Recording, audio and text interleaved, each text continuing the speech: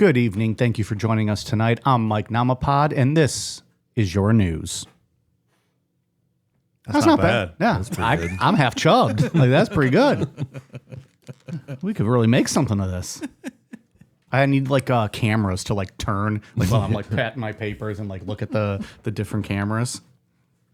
Getting more professional by the hour. Well, if only they could see behind the scenes of what just occurred. I had microphones not plugged in, music not queued up. It's a real mess over here. But, oh, I'm sorry. Go ahead. No, I had nothing to say. We have some updates, right? It's constantly evolving updates out in the world these days, it seems like. We're by the end of this episode, you, the listener, are going to be updated on every single thing happening in the world. That's fantastic. Per our discretion. What we've deemed important for you today. This is your state news. We go through a rigorous editorial process to determine what story should go to the top of the news bin. Like it was for you to hear about. Almost a 35-second conversation about what we were going to do tonight.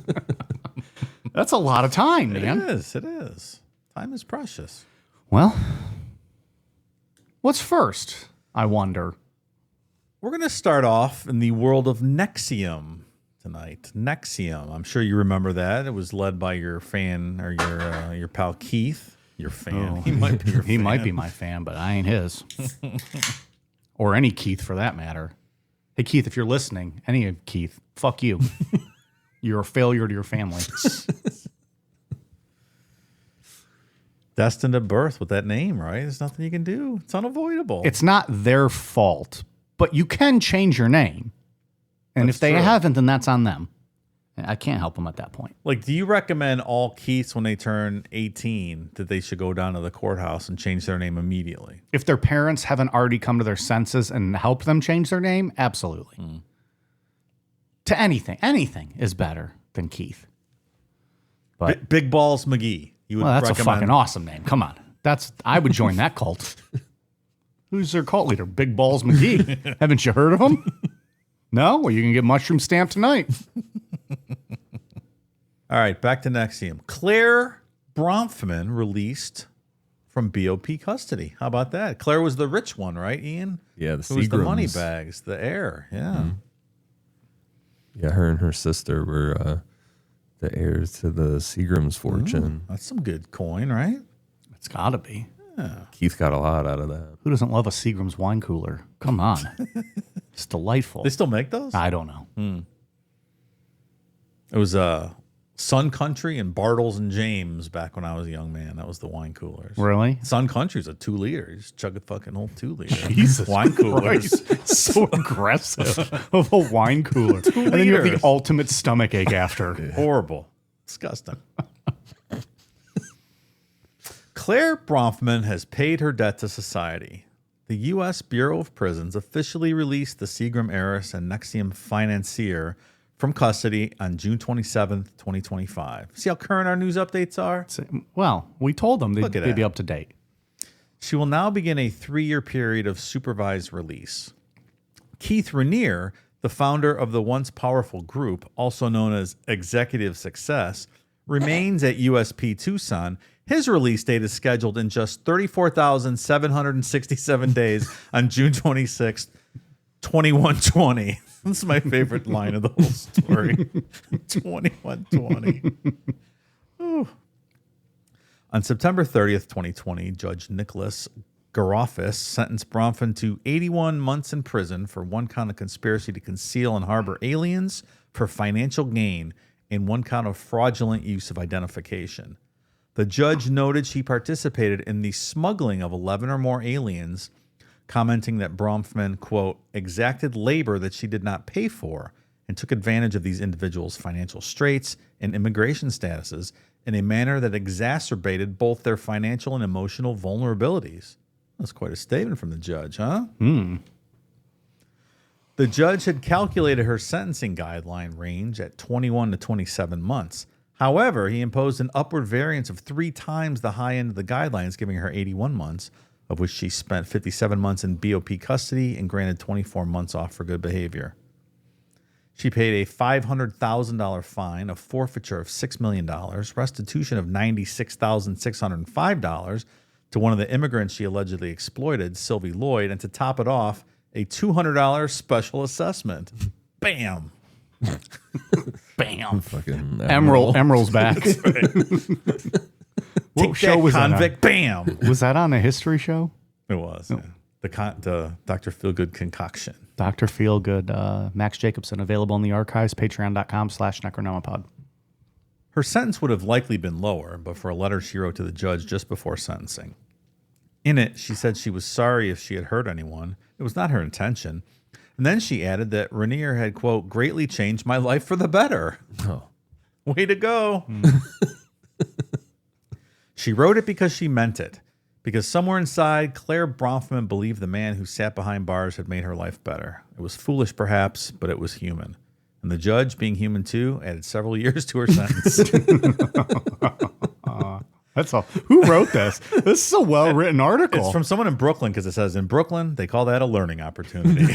We usually have the shittiest, like when we do news stories on Patreon, Yeah. they're so poorly written. Yeah, this is great. This is a good one. It's from the frankreport.com. All right. The Frank Report. Oh, I think that isn't that the dude that like dedicated a ton of time to Keith Raniere and stuff. Like, Oh, is it? I think that's the dude that was in the documentary. Oh, I hope bunch. so. maybe so. Good Well, who on- else would be right? Good on about it, Frank. right? Yeah. You know, it's a power name, Frank. There you go. That's a power name. So all right, he goes into a bunch of back stuff, but I love he quotes Keith's release date of 2120. That's fucking phenomenal. That's just trolling to the ultimate, and it's so good. It's so well deserved. Well, Keith like went after that guy. We talked about. I remember talking about that in the outline. Like he really tried to ruin this dude's life. Yeah, he probably put on his knee pads and everything. He's like, "We're gonna fight." Frank's like, "Sit the fuck down, Keith. You're 5'4". Is that what he was? 5'4"? I made that up. I don't know. He looks 5'4". Close, right? He's a little small dude. little, yeah, fucking Napoleon syndrome motherfucker. Claire's out in the world doing her thing. I'm sure she still has heiress money, right? She's got to. She forfeited $6 million, but what Well, happened she's to got her? to be worth more than Yeah, that. right. What happened to her sister? I can't remember. They were both in the cult, right? Yeah, but She I think was she was lesser and she was left. like hooked on Keith. And Seagram's is still like they make like that shit whiskey and stuff, right? Like a Seagram 7 and 7 Seven you Crown, drink, yeah. Or 7. They've been sold, right? They sold all that. 7 and too. Crown. 7 Crown. Seagram 7 Crown. That's what it's called. Oh, is that what I was like? You mix Seagram's whiskey with Crown Royal? Yeah. You fucking that's 7 hard. Crown. 7 and 7 is what Jimmy Conway, Robert De Niro drinks in Goodfellas. That's true. I don't know how tall Keith is. Can't find it. What? Yeah, look in the Bureau of Prisons. But They had to have him stand on a milk crate just to get him, just to get his fucking Get him in mugshot. range. He was out of camera range without it. I fucking hate that guy. it's weird to think about like a big mainstream company like Seagram's, like the daughter of that company to be involved in some dumb shit like this. Yeah, yeah. You know what I mean? I don't know, Tied it's to a just cult. weird. Yeah, it's weird. Well, because what does a wealthy person like that have? A need for this fucking clown, right? Or is that the problem? She just has too much time on her hands. Yeah, trying to find. When he wooed every woman he spoke to, right? Wasn't that his thing? Like he was so charismatic and he wasn't good looking, I don't think. Like he was He's a nerd. okay. He's Like a but nerd. not ugly, but a nerd but charismatic that he wooed all these people. The actress we're gonna talk about here in a minute. Allison Mack. Like she could get a Hollywood boyfriend. yeah, She's fucking Mr. Kneepad. Mr. Knee Pad. Yeah, she was sitting next to him in that scene. He's wearing the knee pads, and she was like in awe of him. She had a lady boner and he's a knee pad. Is that where we're going wrong? Do we need knee pads? Is that it? She was making a puddle on the floor for that guy. I'm going to Dick's Sporting Goods tomorrow and I'm buying some knee pads. I'm just going to wear them to like Target. You should wear them around town and see if people notice. Look, yeah, I just got done with volleyball. What's up? Yeah, what's up? I'm athletic. I slide in your DMs. What's your snap? Whatever the kids say. What's your skibbity riz? I'm sure that's what they say. I'm like, oh, you're so Ohio. All right, part 2 of this NXIVM update. Uh-oh. Disgraced Smallville star Allison. This is from Frank. This is not from Frank. Oh, goddamn. I wanted this to be from Frank. Disgraced Smallville star. Disgraced. He starts with a curb stomp. I'm gonna bookmark the Frank report. You really keep should. an eye on that Yeah. one. That's good stuff. 2120. Look, I'm not a big fan of having guests on this show. Yeah. I might be interested in talking to Frank. Talk to the Frank report guy. Maybe. Well, especially if he's going to bash Keith the whole time. Beer on me, Frank. All night. Disgraced Smallville star Allison Mack shocks with secret LA wedding to mystery love amid NXIVM scandal healing. Insiders report. It's a hell of a title. Mm-hmm. Bit wordy. Allison Mack married her fiancé Frank. What? Don't know who he is. In an intimate Los Angeles ceremony, nearly 2 years after serving prison time for involvement with NXIVM. Sources speaking with National Enquirer say the former TV actress finalized the marriage in early June, about 6 months after their engagement. Mack, 42, served 2 years of a 3-year sentence for racketeering and sex trafficking tied to the NXIVM case. I'm sorry. She was in charge of like recruiting women for him, right? That he would then assault, rape, all of that. Oh, yeah. Okay. Like all the branding and stuff. Yeah. Oh, yeah, the branding. Yeah. Gross. She was big on that. You're going to keep that forever. That's unfortunate. I forgot about the branding too. Yeah, That's a big one. The symbol with his made up of his initials. Oh, God. Cringe. That's all right. Jesus. Former sources confirmed she pleaded guilty in 2019 and cooperated with prosecutors by providing incriminating recordings of the cult's branding ceremonies. There you go. I should have shut up for 10 more seconds. It happens. Insiders reveal Allison met Frank at a dog park after her release. They quietly became engaged and then tied the knot, but chose to withhold his last name and keep details private. One insider said she aimed to focus on stability and a fresh start outside the public eye. He's like, I love you, but you're fucked up in the background. You're with your background. I'm going to keep my last name out of this. That's right. Because this is most assuredly going to blow up in my face one day. But damn, that pussy tight. I don't know. I'm speculating. It's Frank.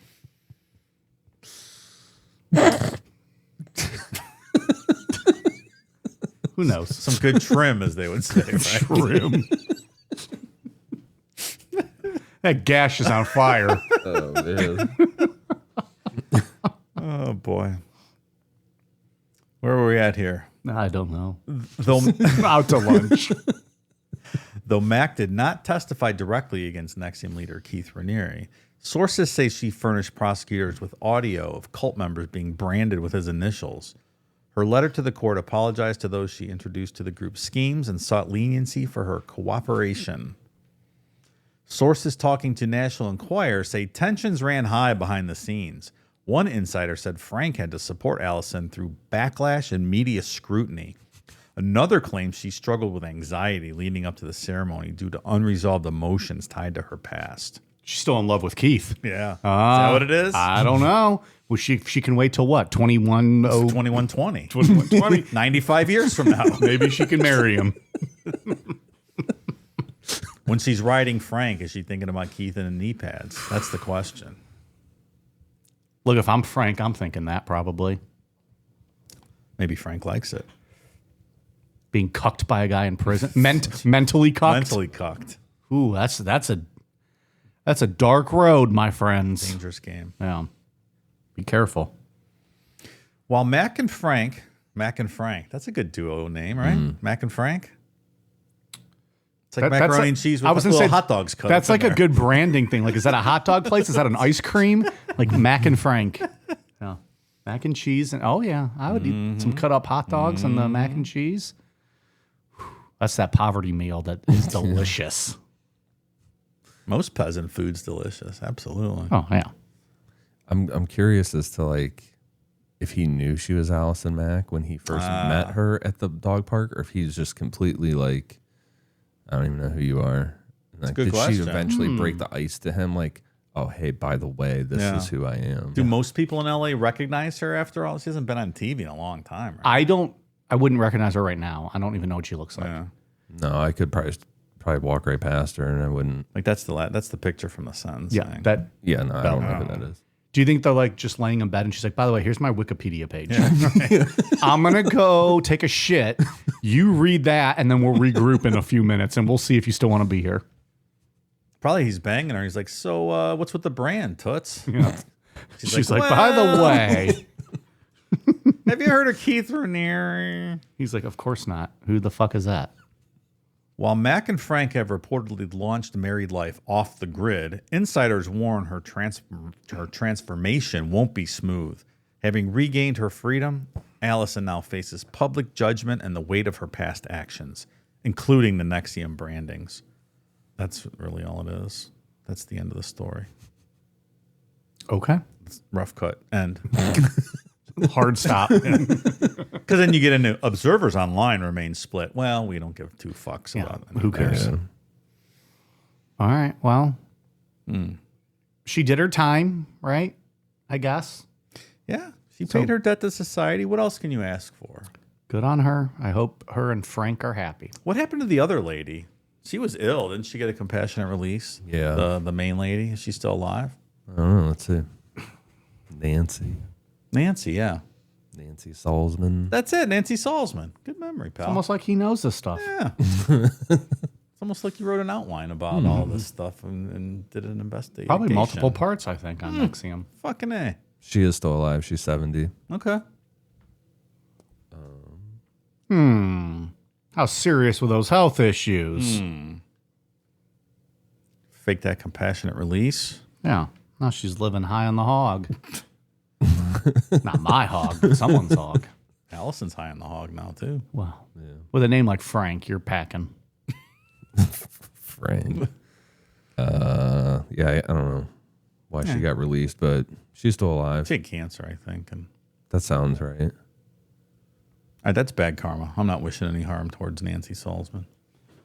Did we wish harm towards her? I was glad you got out. I don't believe she was faking an illness.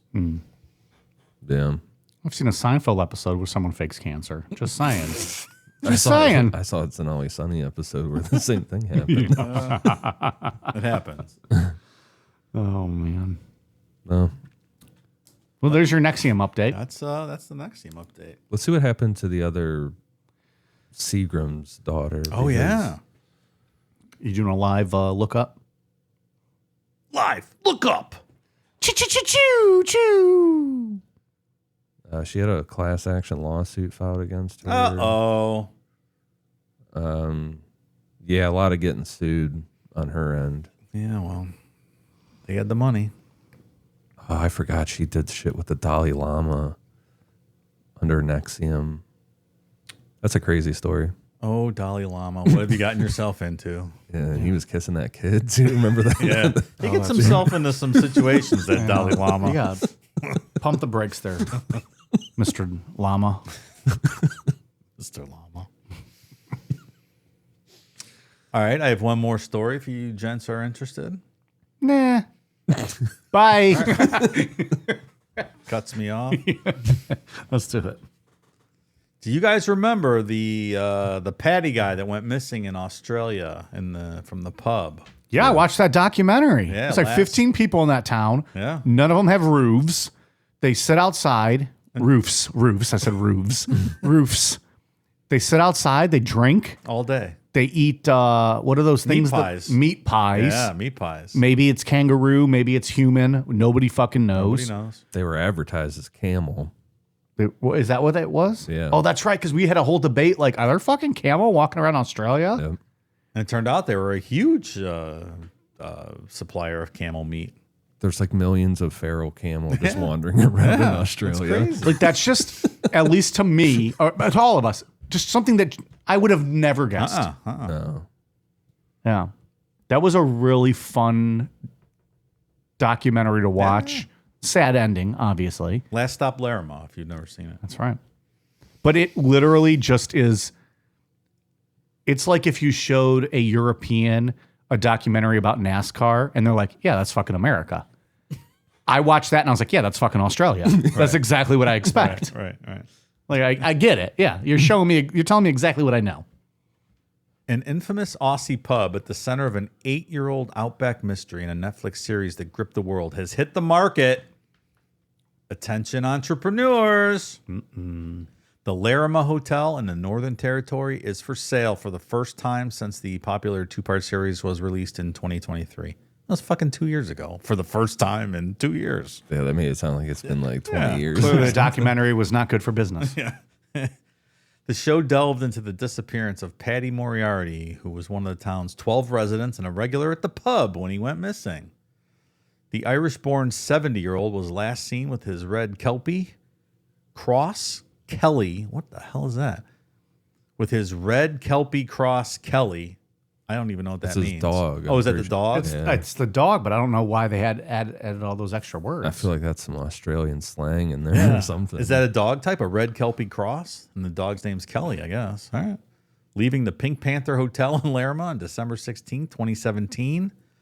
Publican Steve Baldwin bought the pub after Barry Sharp in 2018, not long after Mr. Moriarty went missing. The hotel is located about 500 kilometers south of Darwin in the middle of the Northern Territory along the Stewart Highway and is a popular stopover for travelers and tourists keen to know more about the town where Mr. Moriarty disappeared. Real estate agent Warren Andrews is selling the property listed for $795,000, saying, quote, "You have to see it to believe it." I'm sure. You guys want to buy it? We pool our money and No problem. You just want to buy it a hotel in Australia? seems like a good idea. Sure. He describes the hotel as everything you would expect and want in a, quote, true blue Aussie bush pub. From the Pink What the Panther. fuck does that even mean? What is it? What does that mean?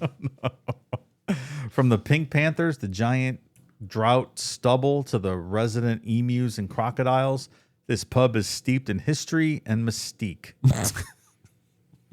Mr. Baldwin told Newswire there was more to the pub's history than the tale about one of its most regular punters disappearing. The pub will be 100 years old in 5 years. It was created during the war by the military and played a big part. They couldn't just say it was 95 years old. Right. In 5 years, it'll be 100. We're at the end of the railway line from Darwin, where a lot of troops would Jesus Christ. We're at the end of the railway line from Darwin, where a lot of troops would come from down from. Down from. An Australian 100% wrote this article. Then go south to Alice Springs and then to Mount Isa and end up back here on the train. They built an airstrip here after the bombing in Darwin. Mr. Baldwin said 3 of its residents had died since Last Stop Larrimah first aired on Netflix. They were all geriatrics, he said. Quote. They kind of were, right? Yeah, a lot of them. According to Carl, who was in the Netflix show and lived across the road, he reckons there was no beer on tap here for about 30 years. Quote, there were taps in the cool room when I got here that weren't being used, so we opened the place and rebuilt the bar. All right, thanks. So $795,000 Australian. That's true. That's What was it, like $25? it's $100 maybe? Probably not. It's probably 60% of that. You guys want to buy a hotel in Australia? What do we need to get to Australia? Just Why do we even have to show up? Let's just buy it. I'll just do it from over here. With the PR would be awesome. Cool Down Media purchased this hotel. Yeah. Check them out, necronowpod.com. $523,000 US. I'll write you a check right now. Okay. You're the proud owner of the Last Stop Larrimah pub. All right. How about that? I'd turn it into a fucking awesome Airbnb. I would stay there for one night, I guess. Seems a little sketchy. Seems hot I'm going to and need you for a dusty. couple nights, Dave, because we're going to have to do some painting. We're going to have to do some Oh, work. I don't do We're going to have to do some work. We're going to have to do some work on Get this a place. construction crew in there. Does that exist in Australia? Like, I wouldn't trust that. Come on. They have 4th grade level of education across the continent. We get the Foster's taps going. Well, of course. Only Foster's taps. That's it. Literally comes out of the hoses, right? Like when you wash your car, it's just Foster's. All right, let's buy a hotel, guys. Yeah, why not? Won't do anything else. We can move over to Australia tomorrow, sure. No problem. They have internet, I think. We can do our show there. It's gonna be a little grainy, but we'll do it. Yeah. All right, I'll go to Australia. All right, so They just agreed to buy. so Let's get our attorney on the phone, and we'll have him work out the details. sold to the vulgar gentleman from Medina, Ohio. Yeah. Well, we're not vulgar to them. That's true. Fucking beta bitches to them with their vulgarity. These are the proud new cunt owners of Yeah, these three cunts bought the hotel. So that's what's going on. Okay. Anything else? 4th of July is coming up. 4th of July is coming up. Big fun holiday. Usually is. No? There's people listening to the show right now who don't realize this is their last day on earth having all 10 fingers. I saw something on that. I'm like, that's true. Yeah. Be smart. Don't blow off your fingers, people. Well, I think everyone's caught up on the news. Definitely. There's nothing else you need to know. Put your phones down. Turn off the cable TV. You are up to date on the world. Enjoy the holiday. If you're American, join the holiday. Yeah, if you're not American, fucking make your own holiday because it's pretty fucking awesome. If you're in, Pretty awesome. If you're in Great Britain, you and King George III can suck it. Yeah. Fuck you. This is our day. You have to go to work on Friday. We don't. Bye. Bag up, Terry. Put in reverse, Terry. Put in reverse. Oh, Lord.